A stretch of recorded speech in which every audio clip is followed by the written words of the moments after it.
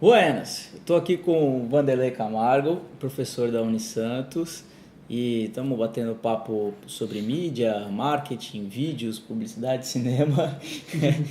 Se você perdeu o outro vídeo, dá uma olhadinha no canal, foi muito bacana. Falamos do impacto dos vídeos, né? Se você perdeu, foi lamentável. Você tem que ir lá e assistir. Você tem que ir lá e assistir. E nós vamos continuar falando sobre o impacto dos vídeos, né? Que está crescendo muito nos veículos de comunicação, para entender um pouquinho toda essa transformação que a gente está passando, né?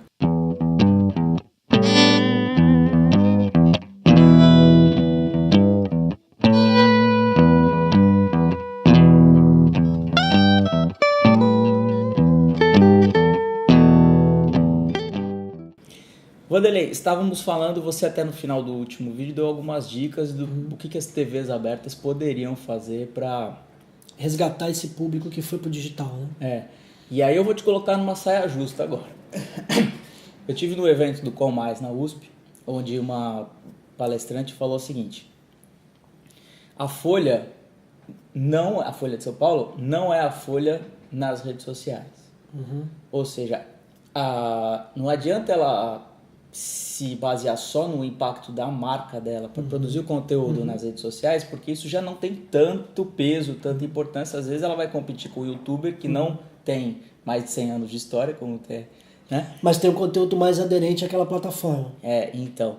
E como é que a gente estava falando das empresas de comunicação, né? Vamos expandir isso um pouco para os jornais. Como é que os jornais podem entrar nesse mundo, conversar com esse público, seja em vídeo, seja em outros formatos? Credibilidade é bom. A credibilidade que os jornais conquistaram ao longo dos anos como um importante veículo de comunicação, algumas pessoas de algumas faixas etárias ainda têm aquela noção só é verdade se for impresso no papel. Né? Você vê na banca aquela notícia, tem um impacto na sociedade, ainda há um pouco essa sensação. Olha que coisa engraçada que ele falou.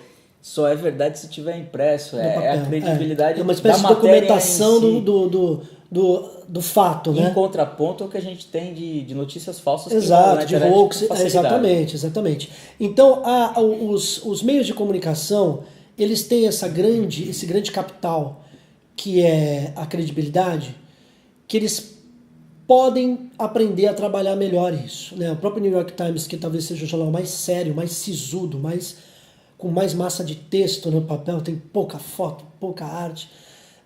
Claro que evoluiu já do que era antes, mas até eles têm um trabalho interessante na web e foram um dos que mais demoraram para entrar no digital. Usar essa credibilidade, mas adaptar seus conteúdos ao público que está no digital e às características do digital. Ninguém no digital quer texto de 3, 4 parágrafos, né? Entender que as redes sociais são redes sociais, não são veículos de comunicação. O perfil de um veículo de comunicação na rede social é um perfil ou de prestação de serviço, ou um perfil de aproximar o usuário da marca, né, dos conteúdos que essa marca tem, promover, divulgar algumas coisas que estão sendo divulgadas por essa marca. Promover discussão, né? Promover discussão, né? Exatamente. Porque o jornal fala, o jornal não exatamente. Pergunta. Principalmente, você fazer o que a gente chama de rescaldo, de você pegar uma notícia que foi capa do jornal e discutir, repercutir nas redes sociais. E aí você ganha um canal de retorno com esse leitor, né, com esse usuário, e aí sim você passa a ter uma interatividade no jornal, que não permite isso como mídia impressa, né? A interatividade que o jornal permite é você mandar uma carta para o jornal, um e-mail para o jornal e esperar que o jornal te responda, né? Então o jornal ganha agilidade, estando no digital, sem perder as características de mídia impressa, mas ele tem que saber transpor o que lhe interessa para essas plataformas. Quando o Washington Post diz para o mercado de que mais da metade do quadro de funcionários são desenvolvedores, são engenheiros. Exatamente, já é isso. Né? Ele está dando uma mensagem? Ele está ele está acenando para um futuro que é inexorável, para um futuro que vai acontecer de qualquer forma,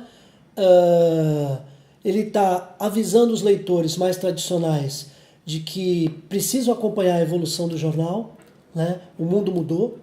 O mundo não só muda muito, como muda muito rapidamente. O mundo sempre mudou. A comunicação sempre evoluiu. O que as novas tecnologias estão proporcionando é a rapidez na mudança, a velocidade na mudança da comunicação. E aquele profissional que não acompanhar, aquele empresário que não estiver atento a isso, vai ficar para trás. A gente tem casos aí de oportunidades perdidas, cases lendários. Agora, é difícil prever. Essa agilidade na mudança e essa constante transformação torna tudo muito imprevisível, né? Você tem múltiplos cenários sempre à tua frente. Mas isso é bom, né? Isso é bom. Reciclar, atualizar seus pensamentos. Algumas empresas de comunicação estão na mão de famílias muito tradicionais, que estão nesse ramo há centenas de anos, né?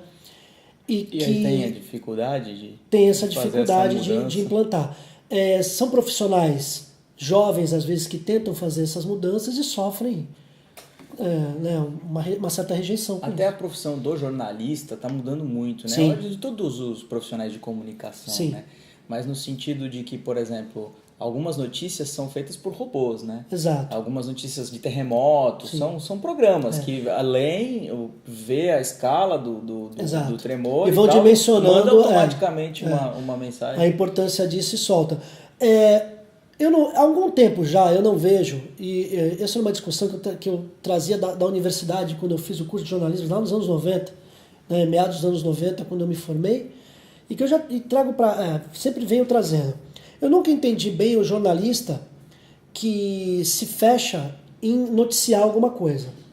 Se ele não tiver, eu estou dizendo que ele tem que ter percepção. Eu não estou dizendo que isso deve influenciar o trabalho dele. Tá?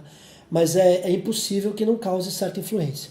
O jornalista que não conhecer marketing, o jornalista que não conhecer os diversos públicos para os quais o veículo de comunicação dele se direciona, e eu estou dizendo públicos de interesse, não só o leitor. Poder público é um público de interesse, né? Os empresários, sociedade, né? Os clubes de servir e tal. Então, se ele não entender qual o posicionamento dele como repórter, como jornalista, como articulista, como escritor, enfim, né? Dentro do contexto do veículo, e qual o contexto do veículo dentro dessa sociedade, da região em que ele é distribuído, ele não está plenamente ciente do papel dele. Sim. Né? Porque quem é a sociedade para a qual ele está informando um determinado fato? A gente aprende na universidade, e isso perdura até hoje, o bom jornalismo ouve dois lados. Não. Rafael, não. O bom jornalismo apura. Né? Porque ouvir os dois lados, você pode estar ouvindo duas mentiras. Não é? Cada lado tem o seu interesse. Né? Então, o bom jornalismo apura sobre vários pontos de vista, sobre vários aspectos. Todas as pessoas envolvidas num fato têm seus pontos de vista, têm seus paradigmas, e que o repórter deve conhecer essa estrutura, deve ser muito bem formado para isso, para sentar, sem pressa, escrever sobre aquilo. Se você tem um número determinado de laudas para entregar até às 5 da tarde, um número determinado de linhas, de palavras para bater, né? Fica difícil. Sim, e eu colocaria mais um ingrediente aí. Por exemplo, eu entrevistei o Guilherme Hanoi, que é um professor da USP, e ele falou o seguinte: o jornalista hoje, quando ele escreve uma notícia no site, na verdade, ele está desenvolvendo um software. Sim. Qualquer pessoa que escreve qualquer coisa na web está desenvolvendo um software, tem que conhecer o que está por trás daquilo, o código, a tag. Não é só conteúdo. Isso influencia o próprio conteúdo, né? Você tem uma limitação de conteúdo, você tem um formato específico para fazer. Né? Você pode colocar links, você pode... tudo aquilo que você está afirmando.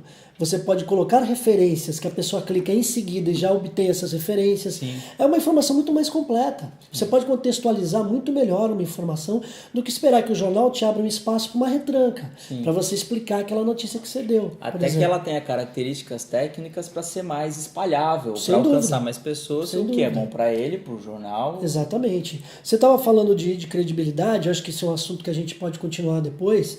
Quando acontecem as grandes notícias, as grandes tragédias, as grandes notícias políticas, onde o público online vai? Aí é que... Vai nos sites dos veículos de Aí é comunicação. que os Isso vale grandes muito, veículos né? de comunicação Isso vão... vale demais. Legal. Né? Coisa que as redes sociais ainda não têm. As redes sociais, todo mundo posta o que quer, Sim.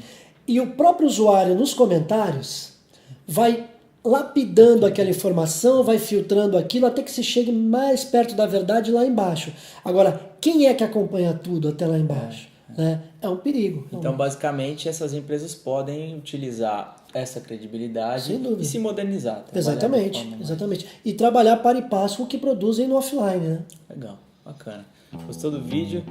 Deixe seu curtir, deixe seu comentário, inscreva-se no canal e acompanhe os próximos. Valeu!